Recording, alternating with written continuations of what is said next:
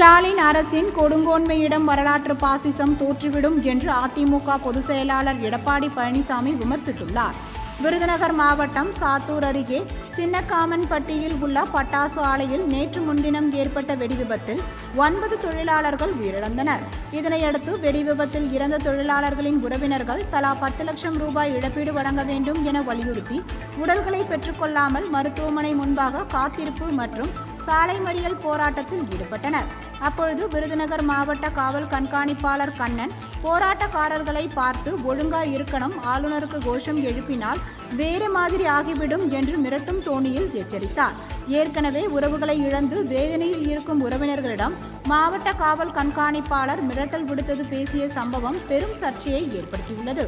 காவல்துறை அதிகாரியின் இந்த செயலுக்கு அதிமுக பொதுச் செயலாளர் எடப்பாடி பழனிசாமி கண்டனம் தெரிவித்துள்ளார்.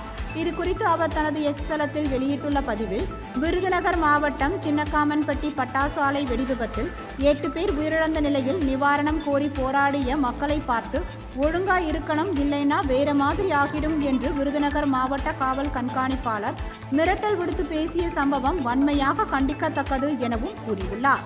காவல் கண்காணிப்பாளர் கூறிய வேறு மாதிரி என்றால் மடப்புரம் அஜித்குமார் மாதிரியா என்று அவர் கேள்வி எழுப்பியுள்ளார். பட்டாசு ஆலை பாதுகாப்பை உறுதி செய்யும் நிர்வாகத்திறன் இல்லை, போராடும் மக்களின் கோரிக்கையை கேட்க கூட மனமில்லை என்று சாடியுள்ள எடப்பாடி பழனிசாமி, மக்களை மிரட்டவும் அச்சுறுத்தவும் மட்டும் மு.க. ஸ்டாலின் அரசின் குரல்கள் ஓங்கி ஒலிக்குமா என்று கேள்வி எழுப்பியுள்ளார். ஸ்டாலின் அரசின் கொடுங்கோன்மையிடம் வரலாற்று பாசிசம் கூட தோற்றுவிடும் என்று எடப்பாடி பழனிசாமி விமர்சித்துள்ளார்.